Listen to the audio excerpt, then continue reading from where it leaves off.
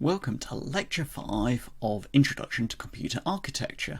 I'm Simon Moore, and today I'm going to tell you about executable processor models. RISC-V instructions are broken down into a number of types, or sets if you like. And here they are listed, with R-type being by far the most common. The function is encoded, in other words, what operation is going to be done, using the opcode bits, and you'll see that all instruction types have an opcode, and then optionally they have funct3 and funct7 fields. So you'll see that the R-type instructions have an opcode, a funct3 and a funct7. And this gives us a very large encoding space for R-type instructions, because you've got, with the funct3, that's a further 3 bits, and funct7 is a further 7 bits. That gives us a further 10 bits, or another 1024 possible encodings. You'll also notice that the source and destination registers are always kept in the same place. I think this figure, which has come from the RISC-V documentation, is slightly confusing in that the RS1 and the RS2 fields are actually the same size, and so is RD. They're all 5 bits, because we have 32 registers to specify. They're always in the same place though, and that makes actual instruction decode. So we're looking at the actual implementation of processors. It makes that easier. And then immediates are formed in various ways. So remember that immediates are just constants that are part of the instruction. And it turns out that we tend to need the immediates. Well, we'll look a bit later on when we actually implement it, but we need the immediates slightly later on. So we once we've fetched the instruction, we've got a little bit of time to decode the immediates.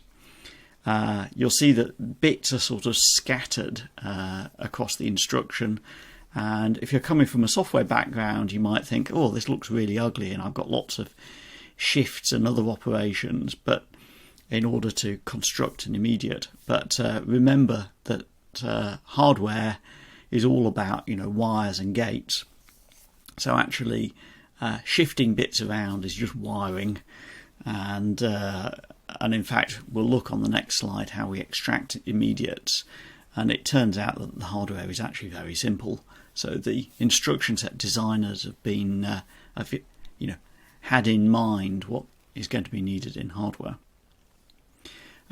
You'll see that obviously I-type, S-type and B-type all have a funct3 field. So that combined with the opcode means that we can have a modest number of these instructions.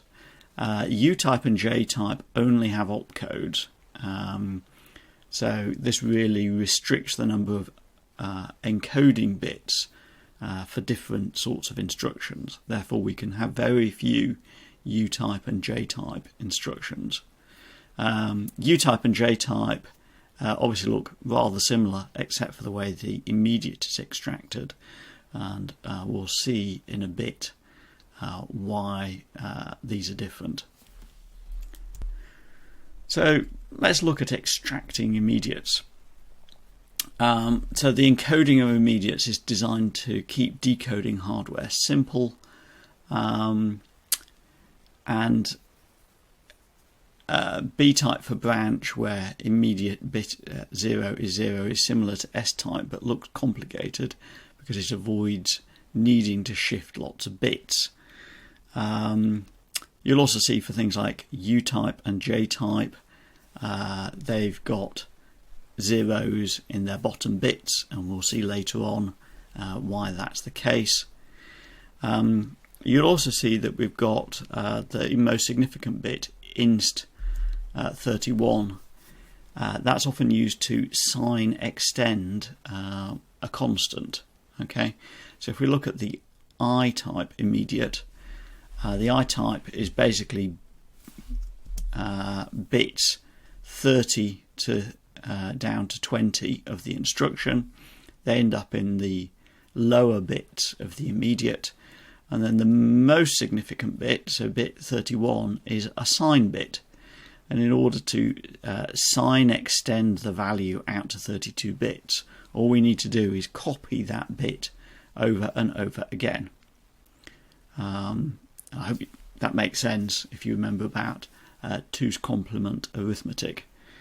So if we took an example, if we had -1, then -1 is of course all ones, so we'll end up with all ones in the lower bits, and then the most significant bit is also a 1, and that will get copied to all the upper bits, and therefore we end up with a 32-bit constant representing -1.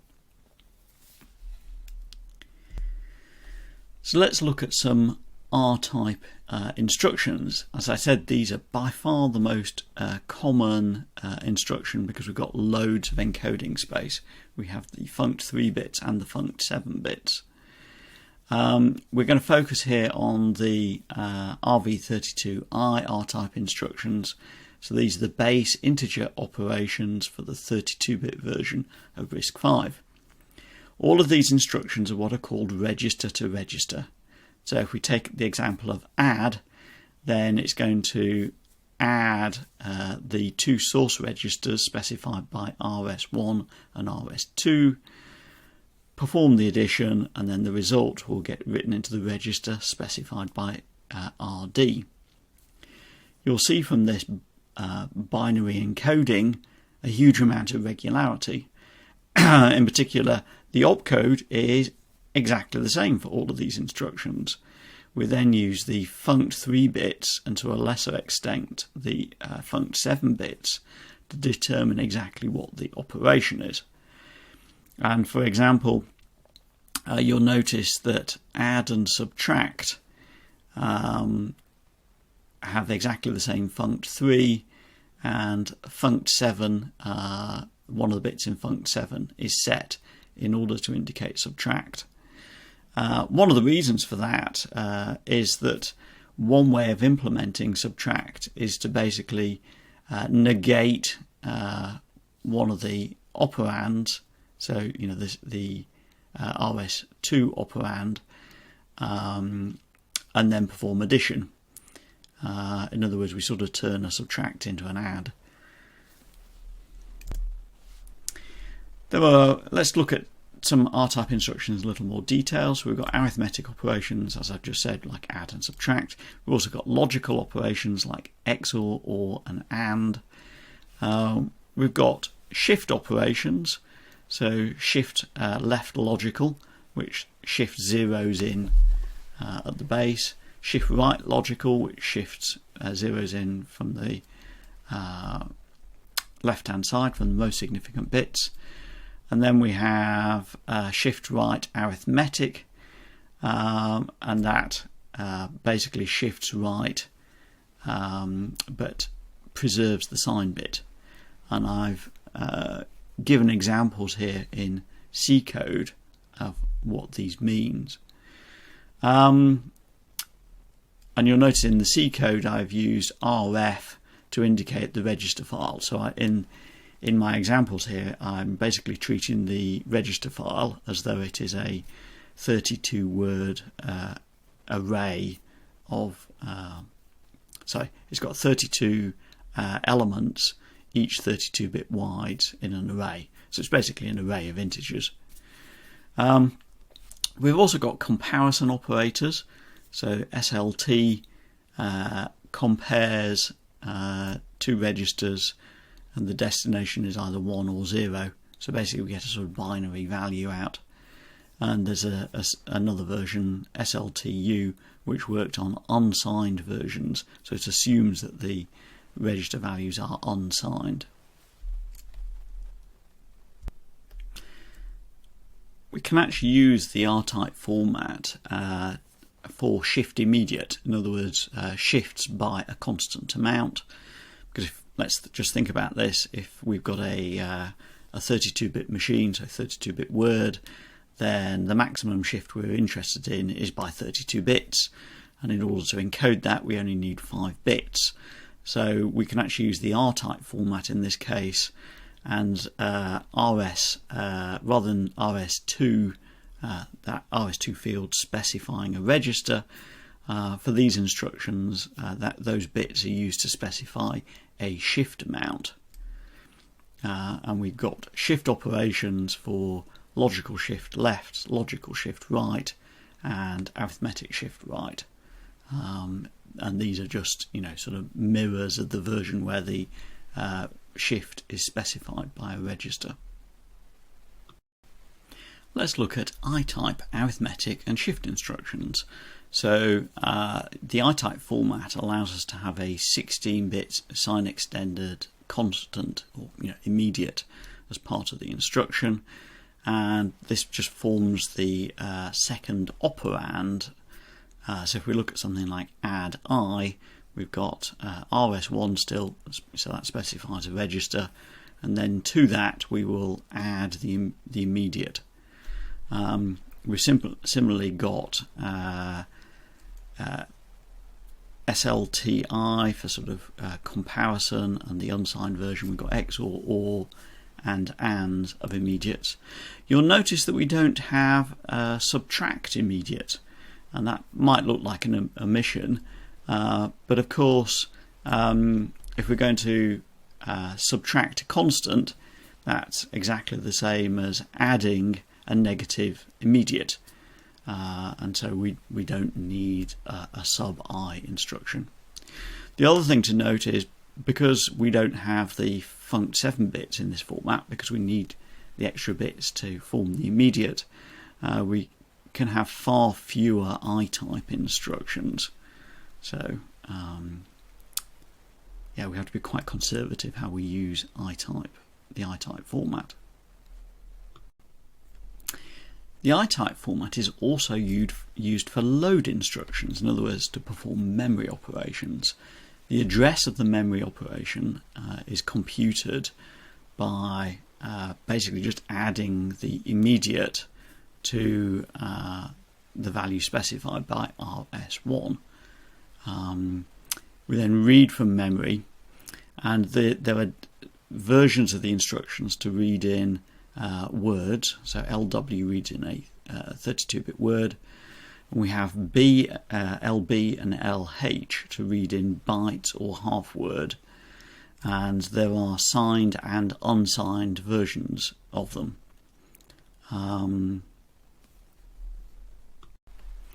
Store instructions are similar to loads in that we compute the address in the same way. However, the immediate is constructed using different bits, and that is because for store instruction, of course, there is no destination register as such. What we actually need to do is compute the address using the register specified by RS1.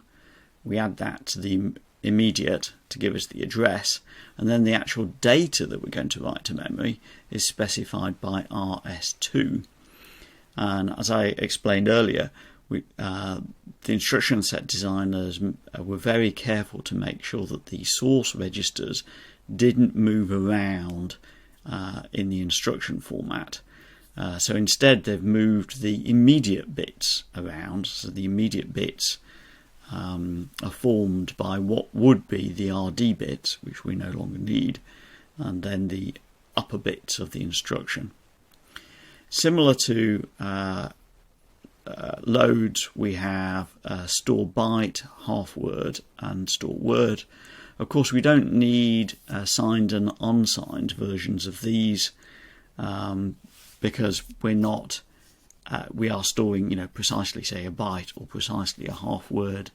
We're not having to sort of expand into a space in the same way that we do with a load byte, where the load byte is having to represent that byte inside a 32-bit register.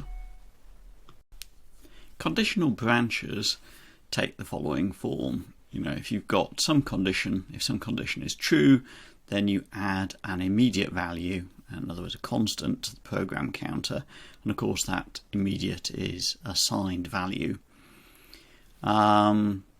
Also, the 0th bit, so the least significant bit of the immediate, is always 0. So we don't need to encode that in the instruction. The reason why that's the case is because normally we have 32-bit instructions, but there is also the possibility of compressed 16-bit instructions, but there are no byte-wide instructions. So you never need to jump to a byte, you only need to jump to a half word. So therefore, bit 0 is always a 0. The conditionals are as follows. They're all fairly obvious. So we've got branch if equal, which compares two registers, and if they're equal, then the condition is true. Of course, we've got branch not equal, we've got branch less than, and branch greater than. And there are also less than and greater than versions that are for unsigned. In other words, we treat the register values as unsigned positive numbers. The actual format is very of B-type is very similar to S-type, in that we're using what would normally be the RD field to form part of the immediate. But the actual structure of how the immediates are constructed is a little bit different, in part because, as I already said, bit 0 is always 0. The U-type format is used for large constants, and obviously we can have very few U-type instructions because if we look at the format at the bottom, they have a 20-bit immediate and an opcode. So, for every new U-type instruction, we have to have a different opcode, and we've got very limited opcode space. And of course, we need to specify a destination register. So the load upper immediate instruction, we basically use the top 20 bits of the instruction as a constant, and the lower 12 bits are zeroed out. So basically that gives us a sort of large constant with the lower 12 bits all 0. And then we could, for example, use an add immediate instruction to sort of populate the lower 12 bits to form a 32-bit constant. There is a similar instruction, AUIPC, that is used for far jumps, and the idea here is that you want to compute a jump address relative to the program counter, and this is for when you want to do jumps that go further than you can do with a conditional branch. So here we take the program counter, we add the upper immediate and store that in a register, and then we'd have to combine it with another instruction like jalr, which I'll talk about on the next slide, to provide the bottom bits to then perform the jump. The J and I type formats are used for jump to subroutine calls. So we've got two subroutine calls, JAL and JALR. JAL is jump and link. So the idea here is that we put the return address into a register, typically the RA register, and that's just computed by taking the program counter value where the JAL instruction is and adding 4 to it to get the next instruction after the jump. And then we add an immediate value to the program counter, and that immediate is there again, it's bigger than the immediate you can have in a branch, so you can go further. We also have a JALR instruction, which is a jump and link register. So this is very similar to JAL, except the computation is based around a source register plus an immediate. Okay, so that basically gives us a sort of register specified jump location, and that can be combined with AUIPC to do a PC relative jump over a very long distance. Also to be noted that often the destination register RD is RA, NRABI standard, in other words the return address for subroutines. It's also worth noting that often the destination register might be the 0 register. If you just want to do a plain jump, so if you just want to use JAL as just a jump, then RD is set to 0. It's worth noting that there are also things called pseudo assembler instructions. So these are instructions that are available in the RISC-V assembler, but where there isn't a unique machine encoding. Rather, they get encoded as a different instruction. And really, these are just for convenience. They tend to make the assembler a bit easier to read, and it makes life a bit easier for us poor humans. So some examples of this are JR, which is just jump to register, and that actually just gets converted into JAL R0, RS with a 0 immediate. Okay. Similarly, we've got a call pseudo instruction where you call to a label in assembler, and what the assembler will do is work out what the PC relative offset is and turn it into a JAL instruction with the PC relative offset, with the destination register being the RA register. The sort of converse of that is the return instruction, to return from a subroutine, and that gets converted into a JAL R, where the destination register is 0, the jump destination is specified by RA, and the immediate field is a 0. No operation is defined in RISC-V to be adding zeros together. I do wonder why they chose that, because you could do the same thing by ORing zeros or ANDing zeros, for example. But anyway, it is defined as being add. There's also a sort of move pseudo instruction, and that just copies a register using add immediate. There is a branch if a register is 0, basically.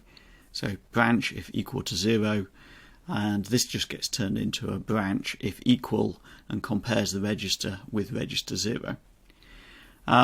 There's a branch greater than, and here, there again, this is just a convenience. It actually gets converted into a branch less than, and we basically just swap the registers around. And finally, there is a load immediate into a register, where the immediate can be 32 bits, so it can be the size of the machine word.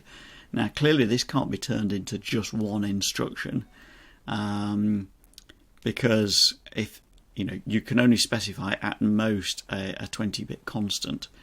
And depending on what the size of that immediate is will depend on what the assembler does with it. So the assembler is at liberty to produce a sequence of instructions to actually load that value in. As we've seen, for a 32-bit value, that'll be at most 2 instructions. I'd now like to look, really for the next half of the lecture, at how we execute instructions. So what are the steps? What do we need to do algorithmically? In other words, what does the processor need to do algorithmically? Well, firstly, of course, it has to fetch the instruction. So we simply use the program counter to look up in memory, and that goes into some sort of internal register I've called the instruction register. And assuming we're using 32-bit instructions, so 4-byte instructions, then we add 4 to the program counter in order to get ready to fetch the next instruction.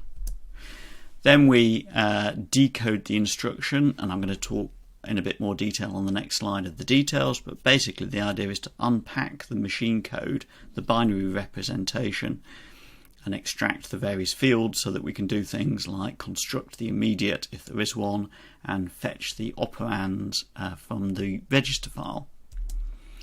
We then move on to execute, where we're going to perform the arithmetic or logical operation that's required.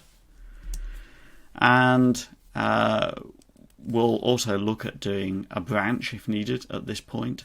So update the PC for branch or jump instructions, and also do memory access. So in execute we may well have done an address calculation, and we will then use that to do a memory access, a load or store, i.e. a read or a write.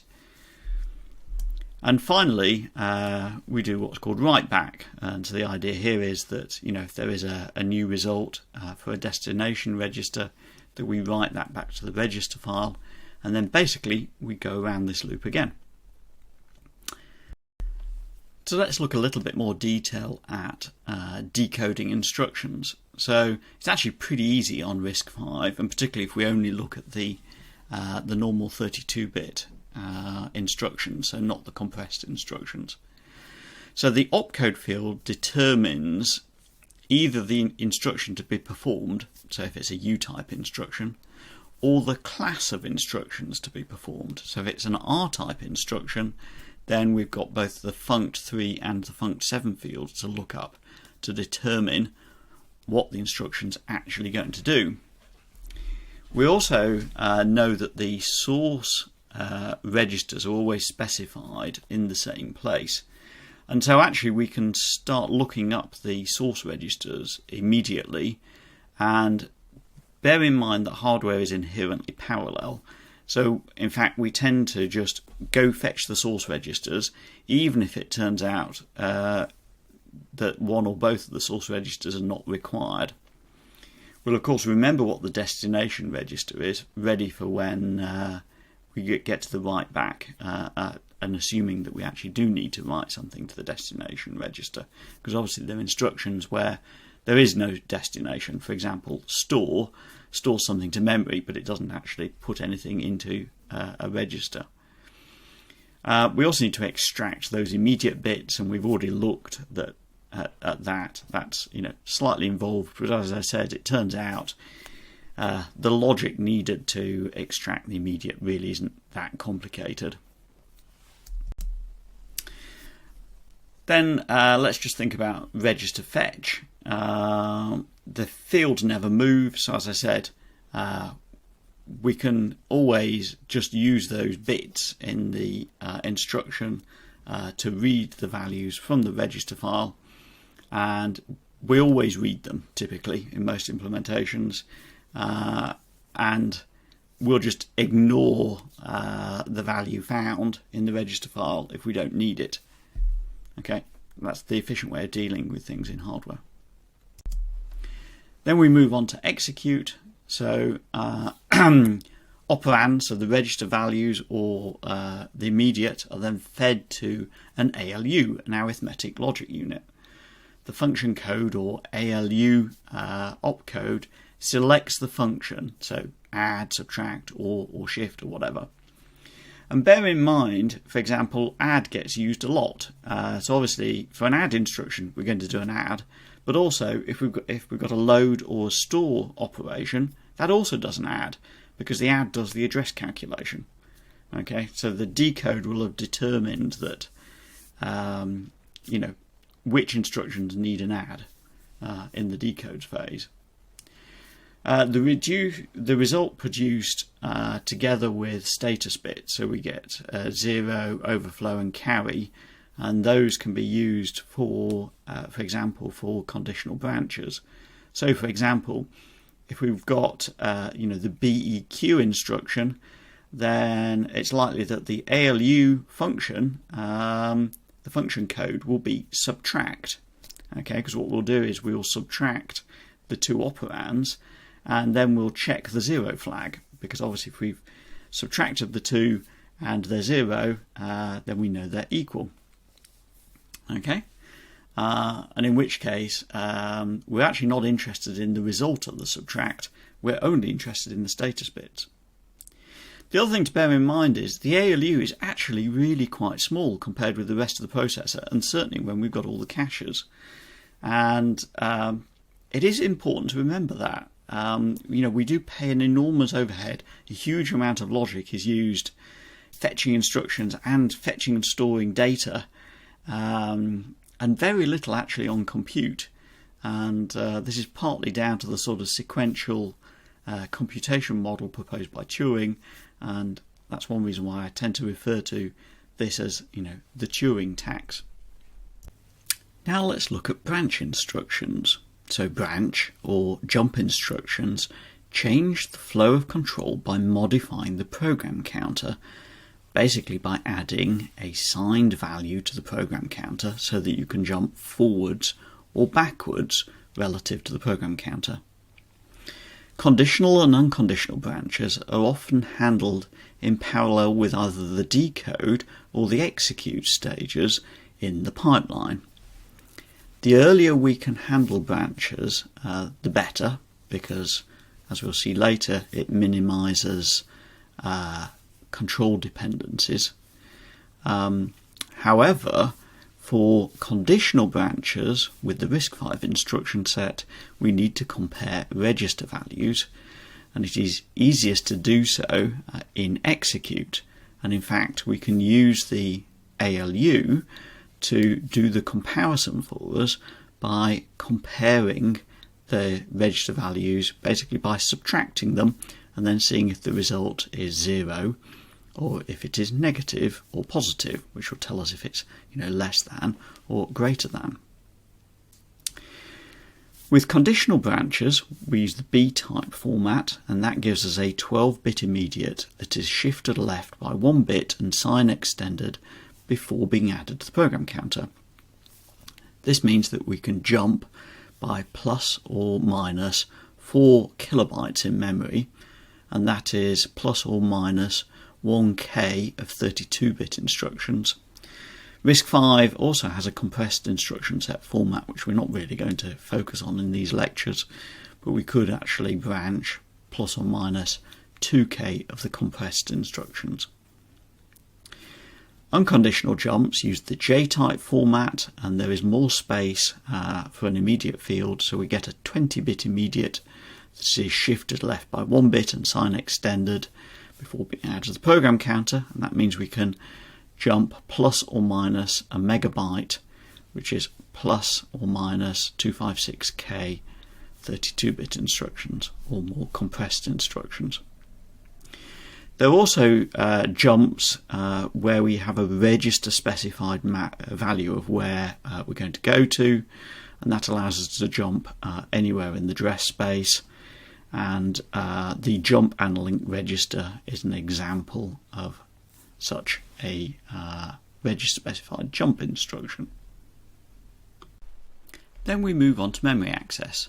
So an address will have been computed during execute, and we send that address to the memory. So this is typically the level 1 cache. And as I mentioned before, we'll talk about caching a bit more in a later lecture. But it is a small fast memory close to the processor that stores recently used values. We receive the data returned from the memory in the case of a load. Now, while this sounds simple, it can be time consuming due to the latency of the memory hierarchy. If it's a sort of slightly lower end system, then the L1 cache might be fast enough that we get the data back in 1 clock cycle.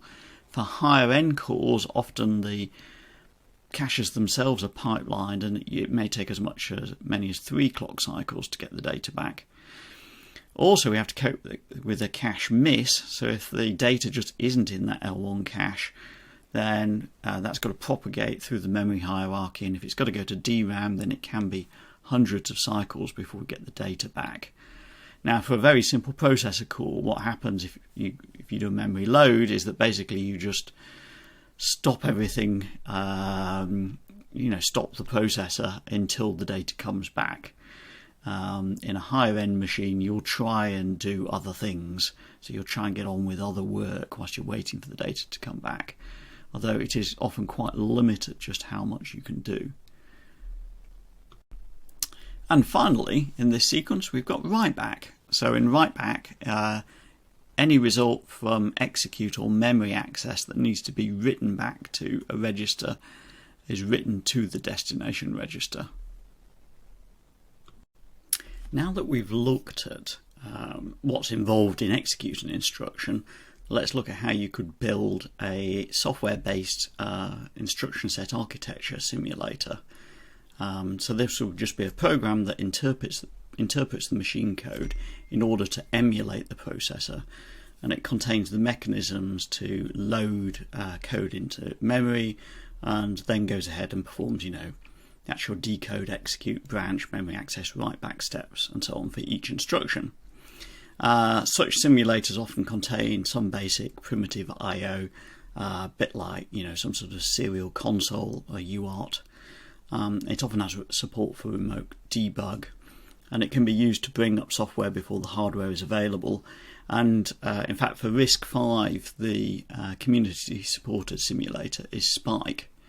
But what I'd like to do now is just show you how to use a tiny Java simulator that I wrote specifically to run the Fibonacci program, so that you've got something really small to look at if you so wish.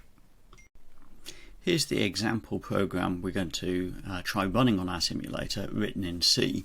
It consists of a recursive Fibonacci function, which hopefully is fairly obvious.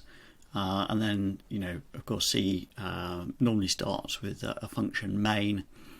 If we look inside main, you'll see that there's this declaration of output device, and this is actually saying that this integer pointer is at a specific physical address, and this just happens to match the physical address in the simulator that I've written that will do character output, or report a number rather. So in main we then call fib with the value 8. That will then do a whole load of recursion, return the result, and that result will be written to this sort of magic output device, as well as returning the result, although we don't really need that last little bit. In order to run our code, we need to compile and link it. For this simulator, we're not going to run an operating system at all. We're just going to run it, quote, bare metal. So there's no OS or anything. It's just going to run the code and send the output value to that magic output device. We do need to do a little bit of a tiny amount of work just to add some assembler that the linker will link in order to initialize things.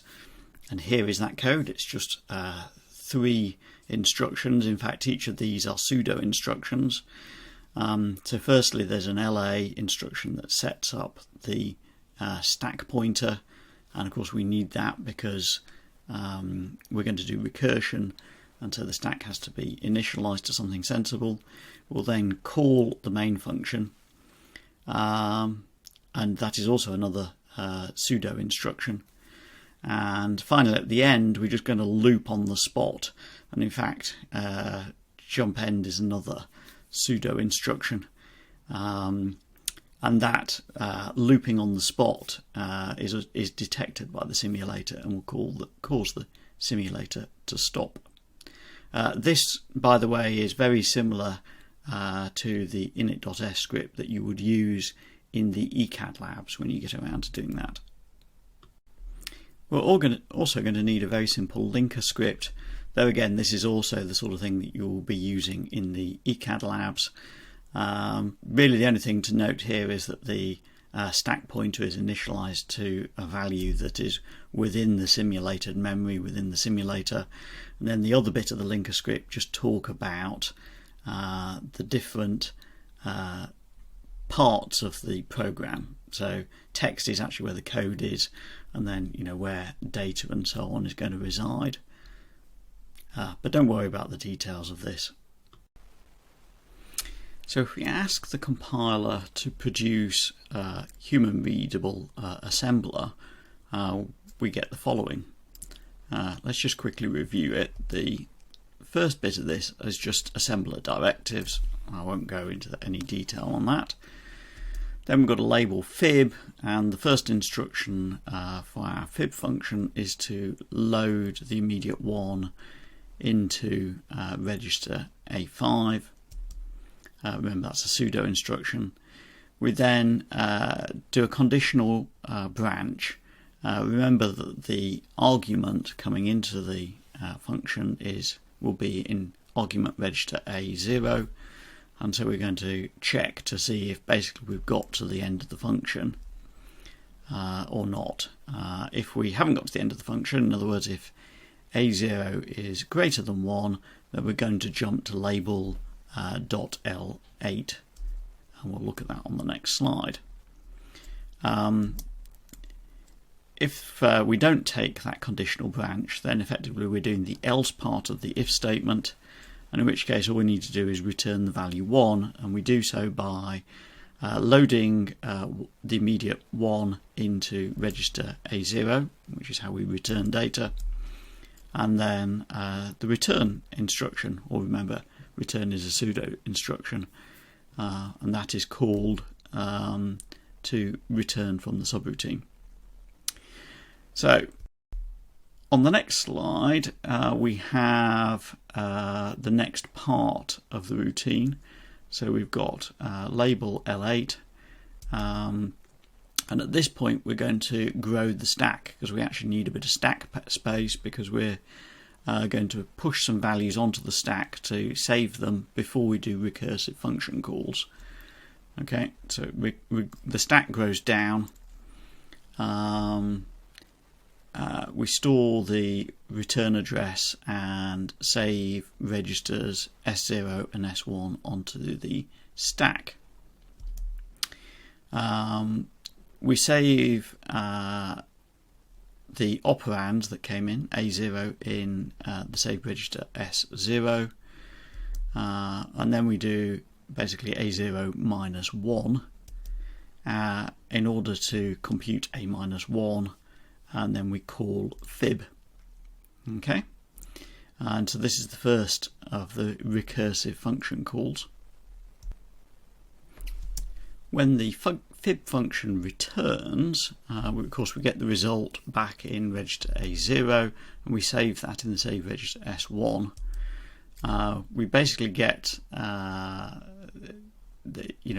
minus 2 by subtracting 2 from the saved version of the original argument register that's in register S0, and then call fib again. So this is the second bit of second recursive function call.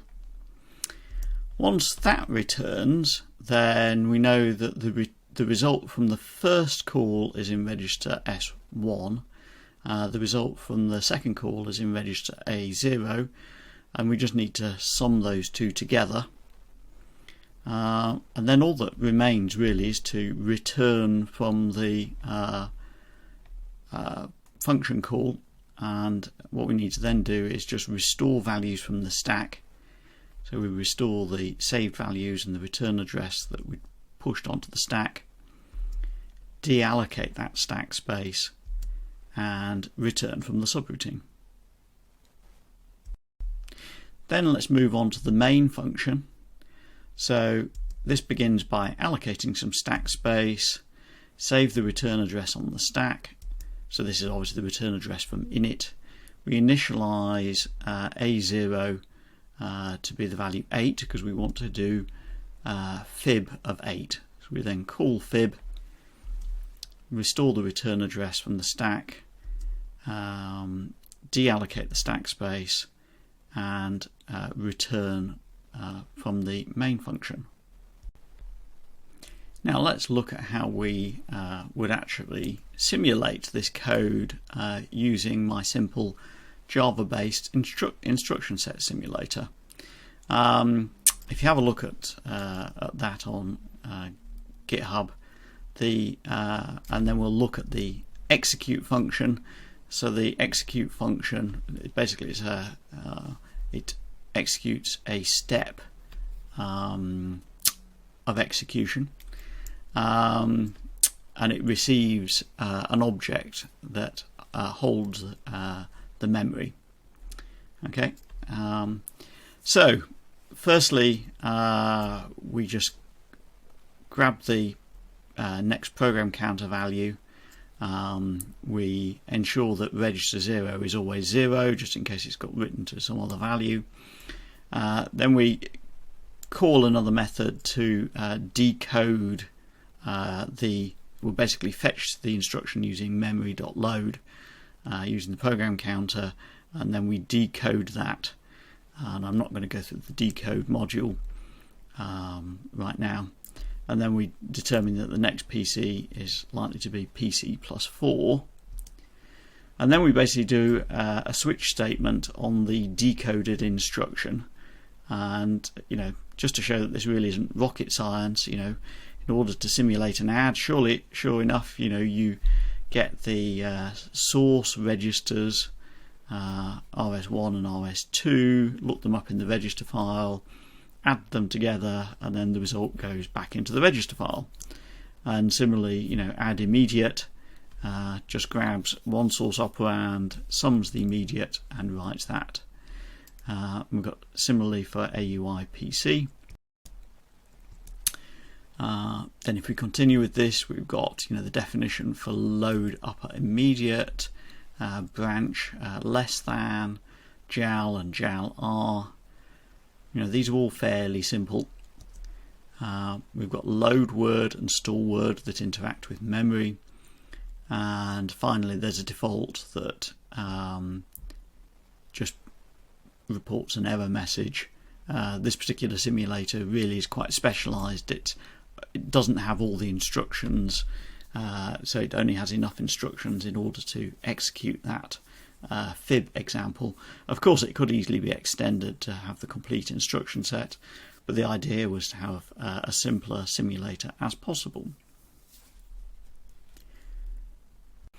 Now, to finish up this lecture, let's just talk about a couple of other issues. The first one is, how do we actually model the instruction set? So traditionally, processors are described in English in an instruction set reference manual, and I've got a link there to the RISC-V one. The problem with this is written descriptions can very easily be ambiguous, and so we really prefer a formal model. And in fact, we've been working with the RISC-V community. In fact, my colleagues, in particular Peter Sewell, has been leading an effort to produce a formal model for RISC-V, and they've done so in a language developed in Cambridge called Sail, and you can find it there. This has now actually been ratified by the RISC-V Foundation, and we're hoping there's going to be increasing uptake and use of this, although people still refer to the English description a lot, to the sort of slightly old-fashioned instruction set reference manual.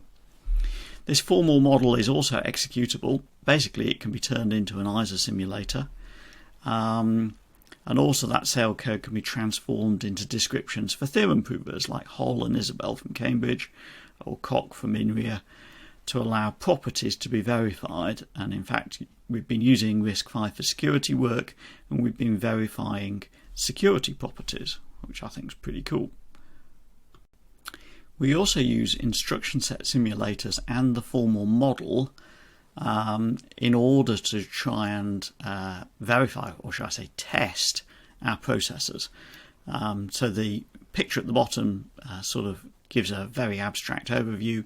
We've got some design under test, in other words, a processor that's, say, written in a hardware description language like Verilog.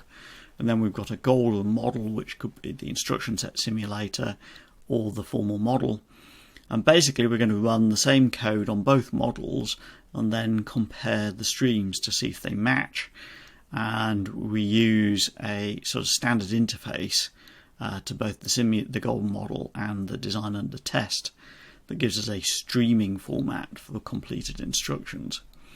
And this is very effective for finding many forms of bugs.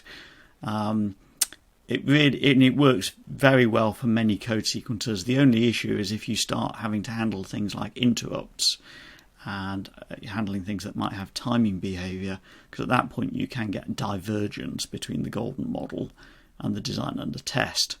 And there are some ways around that, but it's kind of beyond the scope of what I'm talking about here.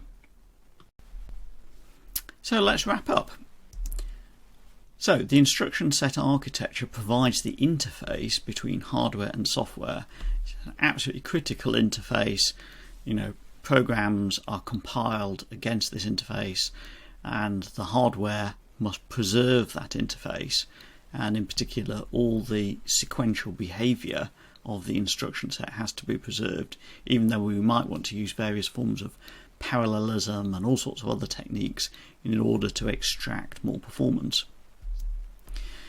An ISA reference manual is often provided as English prose, but we believe that it also needs a formal model to be really rigorous. And we've seen how a processor can be simulated in an ISA level or an instruction level simulator. And this simulator just encapsulates the algorithmic behaviour of the processor, but without the hardware implementation details to make the performance that are required to make a high performance design. ISA simulators are useful to bring up software before hardware is available, and to compare how software runs on a golden executable specification or model versus a final implementation. And finally, processor models can be compared using techniques like tandem verification. That's, by the way, the term that's used sort of within the community. I think my formal methods friends would prefer that we use tandem test, but that's not what other people use. Anyway, that gives you an idea of how basically what a processor does algorithmically. And then in the next few lectures, we're going to look in a bit more detail at how we implement a processor and what the hardware does in order to make things go quickly.